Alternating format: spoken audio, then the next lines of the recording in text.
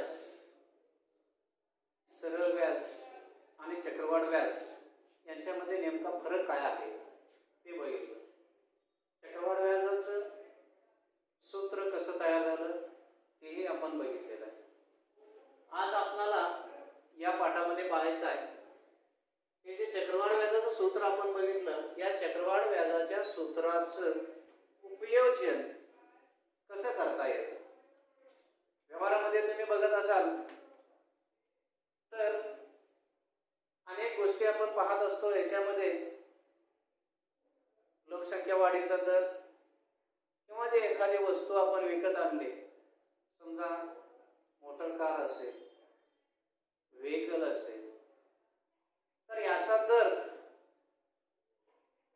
2 वर्षांना गेलं तर त्याची किंमत कमी होते, म्हणजे त्यांच्या दरामध्ये होणारा घसारा. व्यवहारामध्ये अशा प्रकारच्या अनेक ज्या गोष्टी आहेत, काही ठिकाणी वाढीचा दर असतो, काही ठिकाणी घसारीचा दर असतो. याच्या किमती आपण दैनंदिन जीवनामध्ये वापरत असतो. मग हा वाढीचा दर किंवा घसारा कसा काढला जातो हे या चक्रवाढ व्याजाच्या सूत्राचं उपयोजन करून आपल्याला पाहायचं आहे. याच्यासाठी एक उदाहरण घेऊ म्हणजे तुमच्या लक्षात येईल.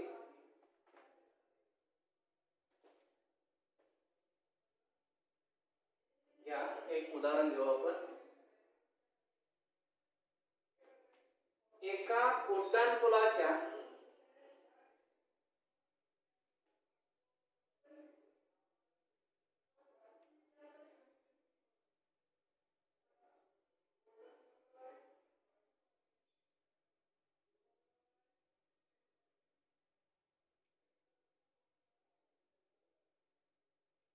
एका उड्डाणपुलाच्या बांधकामावर सुरुवातीला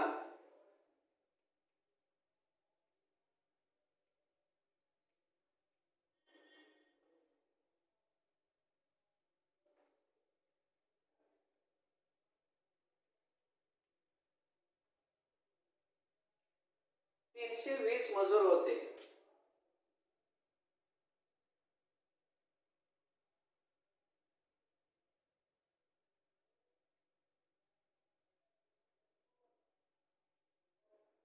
दरवर्षी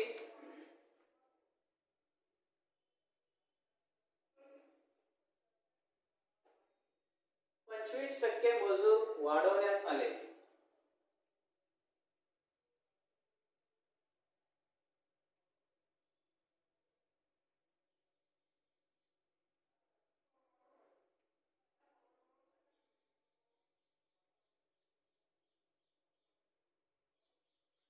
तर 2 वर्षानंतर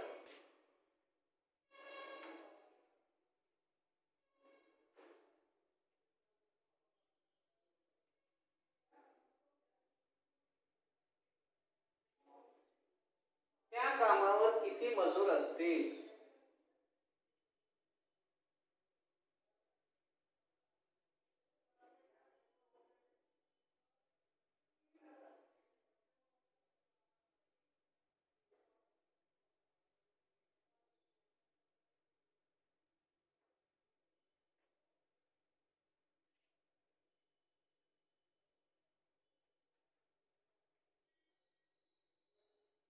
बघा उदाहरण काळजीपूर्वक वाचा म्हणजे आपल्या लक्षात येईल.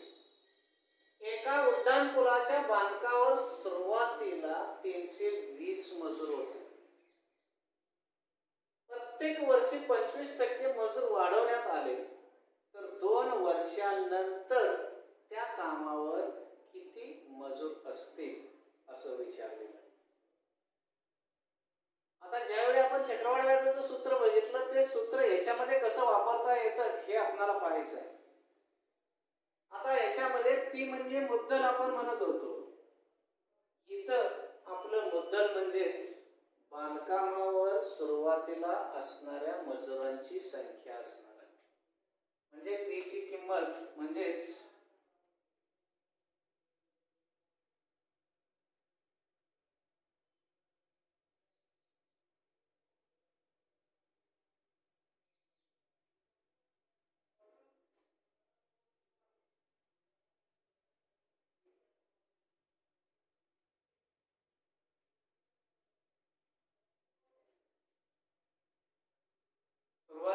कामावर असणारी मजुरांची संख्या म्हणजेच पी ची किंमत आली 320 मजूर होते. आर म्हणजे चक्रवाढ व्याजामध्ये आपण आर ला व्याजाचा दर म्हणत होतो. इथं व्याजाच्या दराच्या ऐवजी इथं काय दिलेला आहे, मजूर वाढीचा दर दिलेला आहे, तो म्हणजे आर ची किंमत येणार आहे. म्हणजेच इथं मजूर वाढीचा दर येणार आहे. हा दिलेला आहे आपल्याला 25%. एन म्हणजे कालावधी 2 वर्षानंतर मजुरांची संख्या विचारलेला आहे. म्हणजे एन ची किंमत येणार आहे 2 वर्ष. आणि ए म्हणजे जी रास येणार आहे ती रास 2 वर्षानंतर त्या कामावर असणाऱ्या मजुरांची संख्या म्हणजेच ए ची किंमत असणार.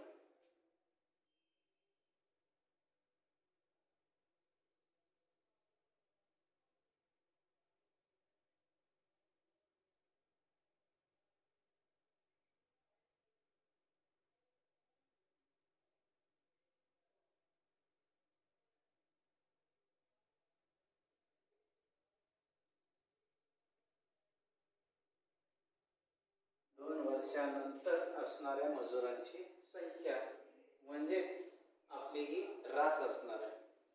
म्हणजे या पद्धतीनं चक्रवाढ व्याजाचं सूत्र हे उदाहरण सोडवण्यासाठी आपण इथं त्याचा उपयोग करणार आहोत. आता सूत्र काय आहे बघा. ए बरोबर पी गुणिले 1 अधिक आर छेद 100 कंसाचा घातांक n. हे चक्रवाढ व्याजाचं सूत्र आहे. आता या सूत्रामध्ये आपण किमती घालू.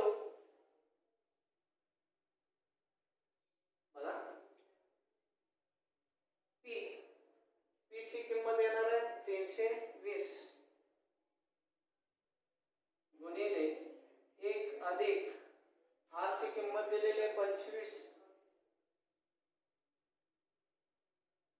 छेद 100 गुणिले n म्हणजेच कालावधी 2 वर्षे दिलेला आहे. आता इथं 25 छेद 100 याला लहान रूप दिलं तर 25 एके 25 25 चौक 100 म्हणजे इथं 1/4 येणार आहे.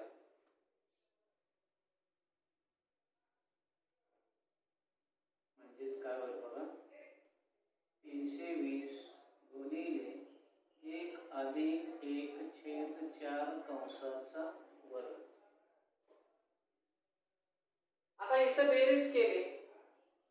मी तुम्हाला सांगितलं होतं बेरीज करत असताना बेरीज कसं करायचं. 1 अधिक 1/4 छेदामध्ये अंश मिळवायचा म्हणजे त्यांची बेरीज होते आणि छेद आहे तसाच राहतो. म्हणजेच 320 गुणिले छेदामध्ये अंश 1 आहे, 1 मिळवला म्हणजेच 5/4 याचा वर्ग. आता हे जर उदाहरण सोडवलं आपण 320 गुणिले 5/4 यांचा वर्ग आहे म्हणजेच 2 वेळा गुणाकार 5/4 5/4.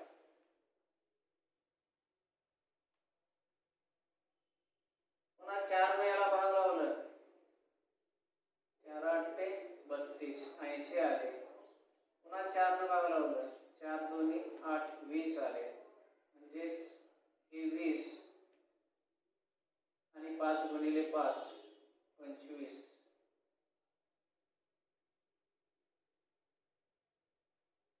5 गुणिले 5 25.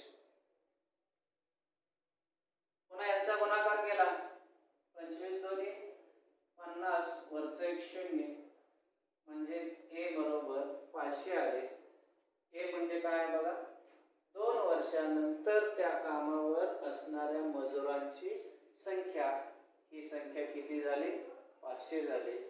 म्हणजेच 2 वर्षानंतर त्या कामावर 500 मजूर असतील. या पद्धतीनं त्याचं उत्तर मिळेल आपल्याला. 2 वर्षानंतर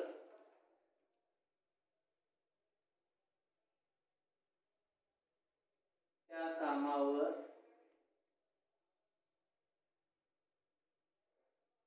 500 मजूर असतील, असं त्याचं उत्तर होईल. म्हणजेच चक्रवाढ व्याजाचं जे सूत्र आहे, या सूत्राचा उपयोग करून व्यवहारामध्ये त्याचा उपयोग या पद्धतीने आपण करू शकतो. अशी अनेक उदाहरणं आपल्याला या चक्रवाढ व्याजाच्या सूत्रावर सोडवता येतील. आता हे एक उदाहरण झालं. दुसरं एक उदाहरण घेऊया, थोडं वेगळ्या पद्धतीचं आहे.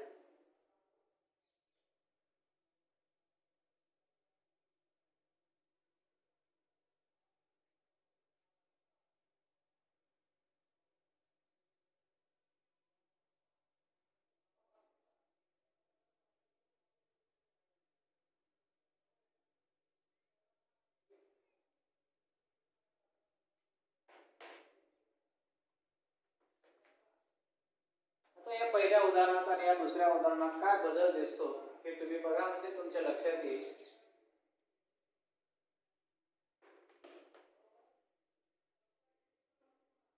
आज एक मशीन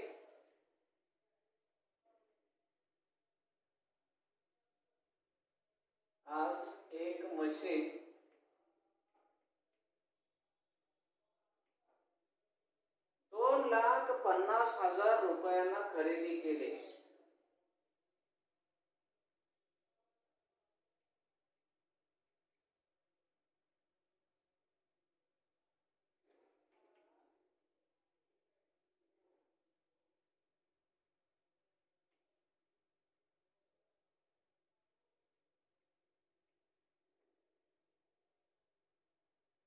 घसाऱ्याचा दर दरवर्षी 10% असल्यास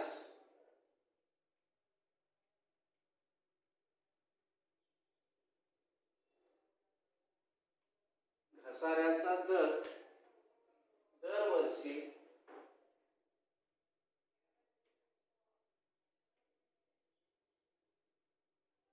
10% असल्यास 2 वर्षानंतर मशीनची किंमत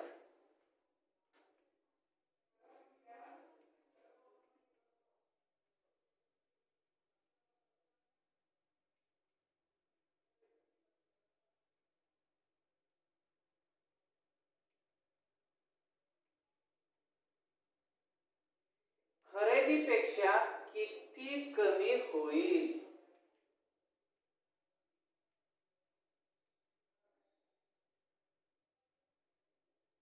खरेदीपेक्षा किती कमी होईल?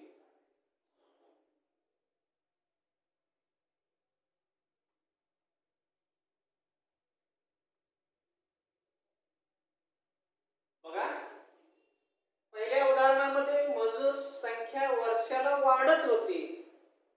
आता इथं मशीन खरेदी केलंय. मशीन खरेदी केल्यानंतर दुसऱ्या वर्षी त्या मशीनीची किंमत कमी होते आणि ही जी किंमत कमी होते याला घसारा म्हटलं जातं. आणि हा जो घसारा आहे या मशीनचा, तो 10% घसारा आहे. मग हीच मशीन 2 वर्षानंतर त्या मशीनची किंमत किती होईल आणि ती खरेदीपेक्षा किती न कमी होईल, असा प्रश्न विचारलेला. मग याच्यामध्ये आपल्याला चक्रवाढ व्याजाच्या सूत्रामध्ये हे उदाहरण बसवताना इथं P म्हणजेच या मशीनची खरेदीची किंमत म्हणजेच मुद्दल असणार. आता ही जी मुद्दल आहे ही मुद्दल ₹2,50,000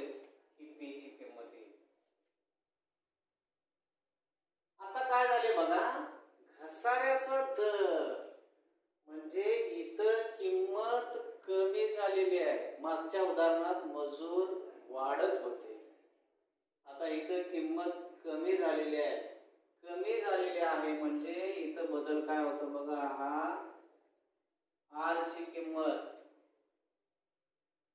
इथं घसाऱ्याचा दर आहे.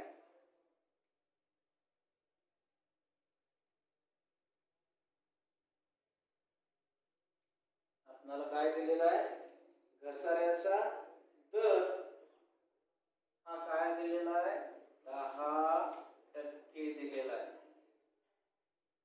म्हणजेच घसाऱ्याचा दर म्हणजे इथं 10% घेत असताना हे मायनस घ्यायला लागतं, ही किंमत कमी होत असते.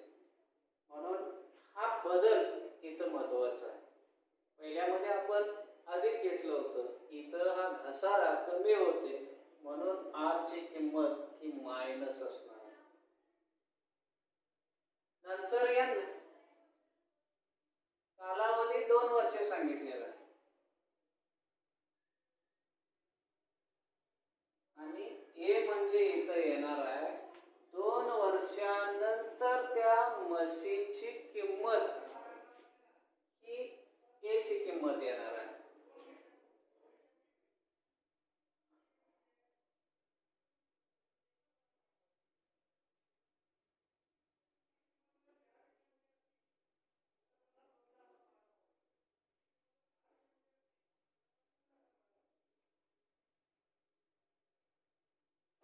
वर्षानंतर त्या मशीनची किंमत म्हणजेच ए ची किंमत येणार आहे.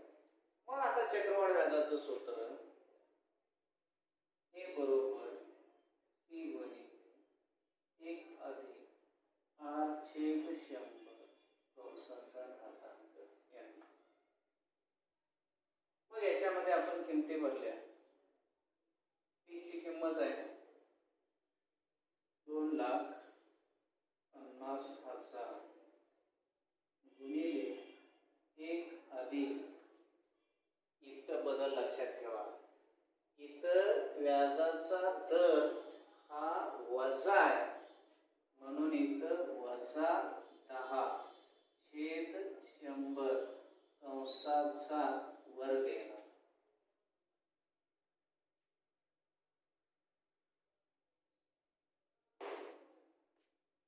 इथं कंस आणि n ची किंमत 2 आहे म्हणून 2 येणार.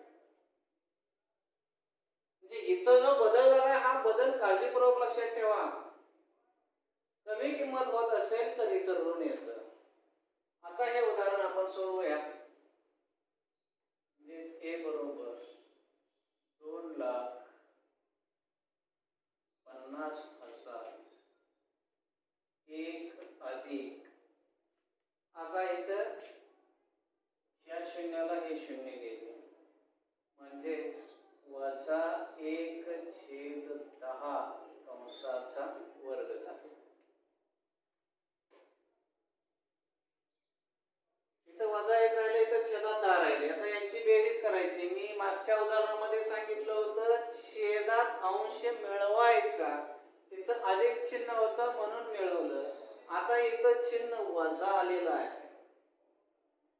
त्यामुळं छेदामध्ये इथं अंश मिळवून चालणार नाही. वजा असेल तर वजाबाकी करावी लागते. एवढाच बदल आहे, हे काळजीपूर्वक लक्षात ठेवा. म्हणजेच 2,50,000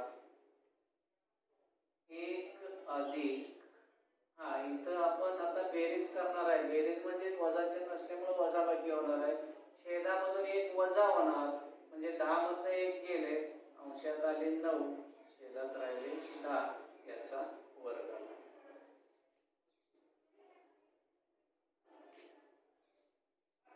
आता वर्ग म्हणजे 2 वेळा गुणाकार.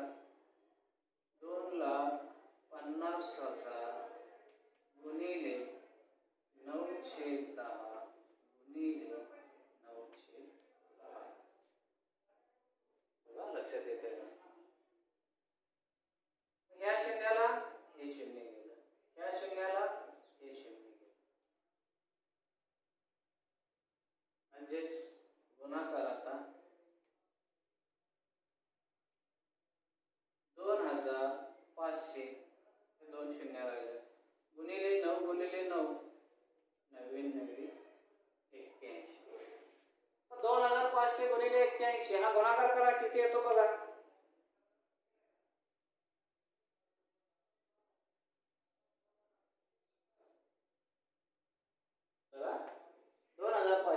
गुणिले 81, हा गुणाकार करायचा आहे. गुणाकार करा. त्यांचा गुणाकार केला की गुणाकार येईल 2,00,000 2,05,000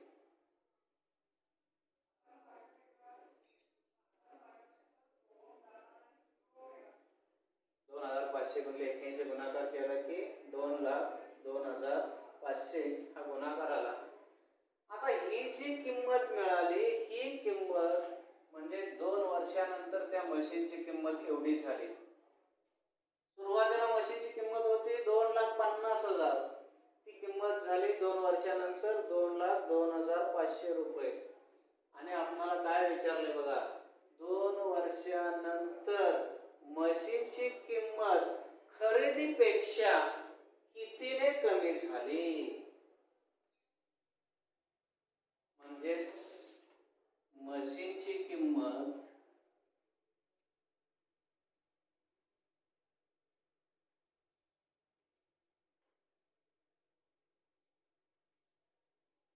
खरेदीपेक्षा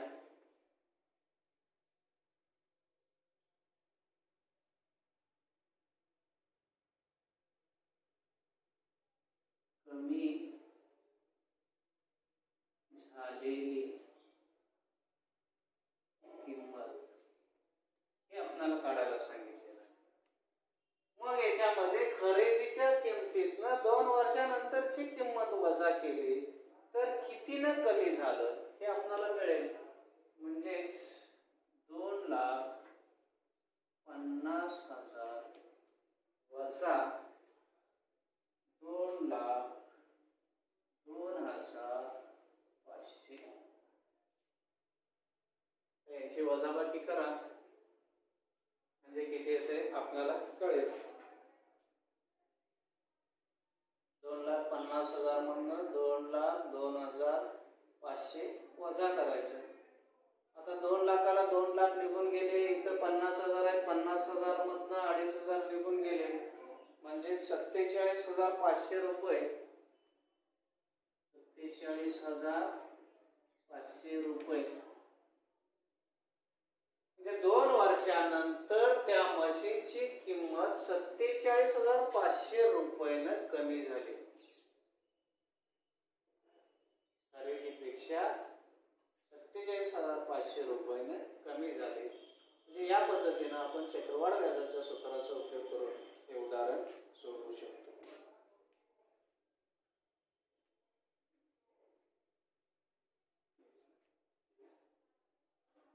अनेक उदाहरण घेऊ आपण.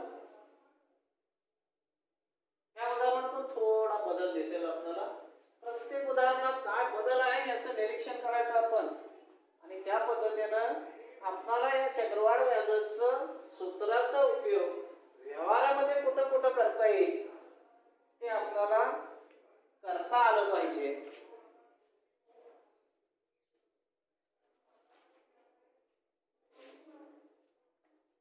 आता अनेक उदाहरण घेऊया.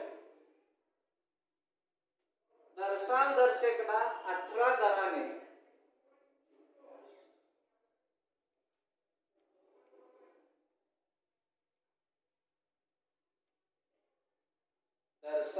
दरसेकडा 18 दराने चक्रवाढ व्याजाने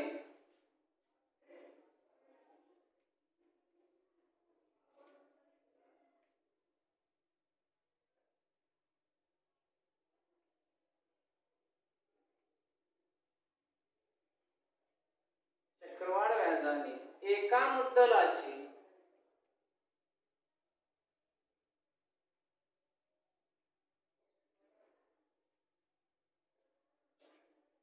2 वर्षाची रास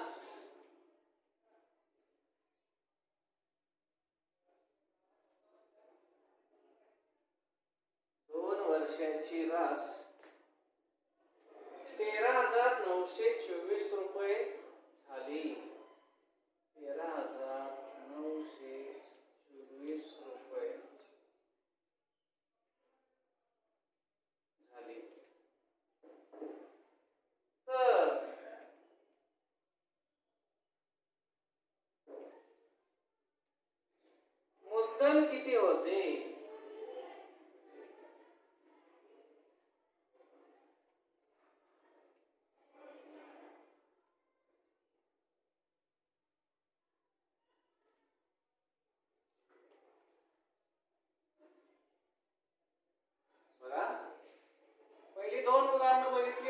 उदाहरण बघितल्यानंतर याच्यामध्ये आपल्याला व्याजाचा दर दिलेला आहे. दर्शन द्यायचं का 18 दर आणि पुन्हा मुदत दिलेली आहे 2 वर्षाची आणि 2 वर्षानंतर मिळणारी जी रक्कम आहे ती रास दिलेली आहे आणि इथं आपल्याला मुद्दल काढायला सांगितलेलं आहे. म्हणजे उदाहरणार्थ कसंही उदाहरण आपल्याला विचारलं तर ते सोडवता आलं पाहिजे. त्याच्यासाठी काळजीपूर्वक वाचलं पाहिजे आणि त्याच्यामध्ये काय काढायचं आणि काय दिलंय हे आपण समजावून घेतलं पाहिजे. इथं आपल्याला पी मुद्दल हे काढायचं आहे. किती येणार आहे ते आणि काय काय दिले बघा. रास दिलेले आहे 2 वर्षानंतर येणारे म्हणजे ए ची किंमत दिलेली आहे 13,924 रुपये आणि काय दिलंय व्याजाचा दर दिलेला आहे. आर ची किंमत दिलेली आहे किती दिलेली आहे 18% आणि एन ची किंमत दिलेली आहे 2 वर्षे आणि मूळ मुद्दल किती होती असा प्रश्न विचारलेला आहे. असं ज्यावेळी असेल त्यावेळी आपण चक्रवाढ व्याजाचं जे सूत्र अगोदरच्या 2 सूत्रांमध्ये वापरलं तेच सूत्र इथं वापरायचं आहे. सूत्र काय होतं बघा. ए बरोबर पी गुणिले 1 अधिक आर छेद 100 कंसाचा घातांक n. आता याच्यामध्ये दिलेल्या सगळ्या किमती आपण भरू. पी ची किंमत आपल्याला काढायची आहे. पी आहे तसं शेवटपर्यंत ठेवा. ए ची किंमत दिलेली आहे. ए जिथं आहे त्याच्या ठिकाणी ए ची किंमत भरायची म्हणजेच 13,924 बरोबर पी आहे तसंच राहील 1 अधिक आर दिलेला आहे 10%. कालावधी दिलेला आहे 2. मग ह्या शून्याला हे शून्य गेलं. मग यांची बेरीज करून घेतली 13,924 पी गुणिले इथं छेदामध्ये अंश मिळवला म्हणजे 11 आले म्हणजेच 11/10 कंसाचा वर्ग. 11/10 कंसाचा वर्ग.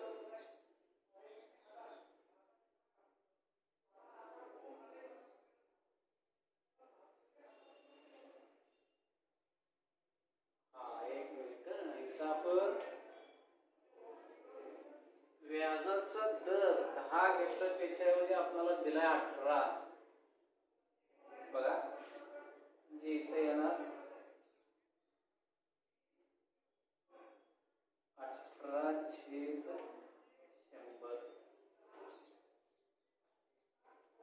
लक्षात येते का बघा.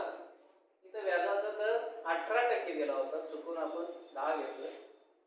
आता इथं 18 आलं 18/100.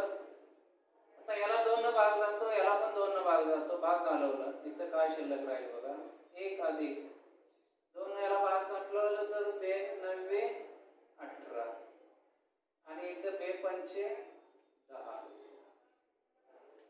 कंसाचा वर्ग म्हणजेच इथं 1 अधिक 9/50 हे मिळालं आपल्याला. आता यांची बेरीज करायची.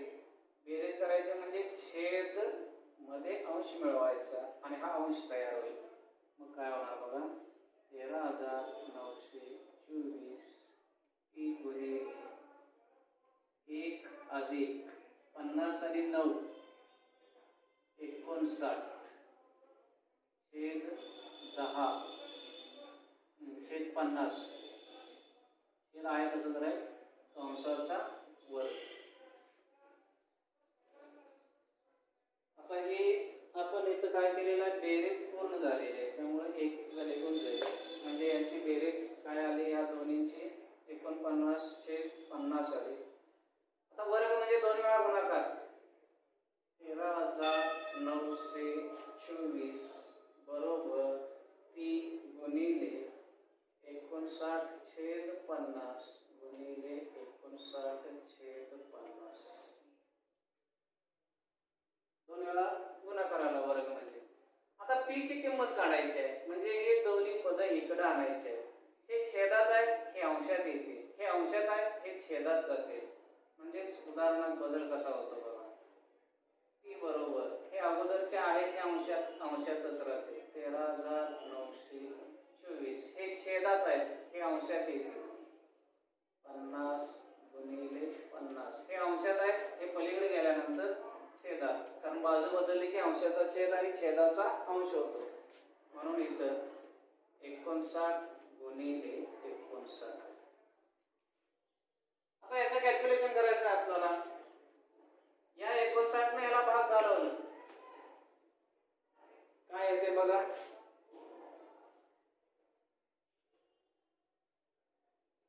या 59 ने याला भाग घालवा. 59 एके 59 ने याला भाग घालवलं या पूर्ण संख्येला भाग जातो. भाग घालून किती येते आकडेमोड करून बघा. यांचा भागाकार येतो 236.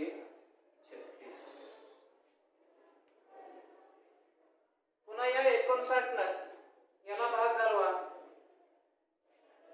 याला भाग घालून तर पुन्हा येतं 4.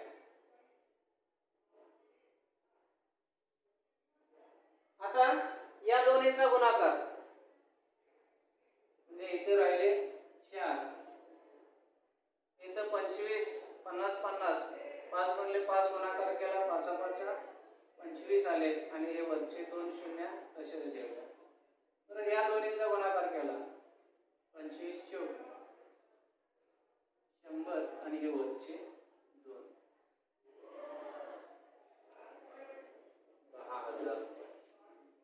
म्हणजेच या उदाहरणामध्ये आपली मुद्दल ही 10,000 रुपये होती हे मिळतं. म्हणजे या पद्धतीनं चक्रवाढ व्याजाच्या सूत्राचा उपयोग करून व्यवहारामधली अनेक उदाहरणं आपण सोडवू शकतो. तुमच्या पुस्तकामध्ये उदाहरण सराव संच 14.2 मध्ये काही उदाहरणं दिलेली आहेत. ती उदाहरणं तुम्ही सोडवायची आहेत.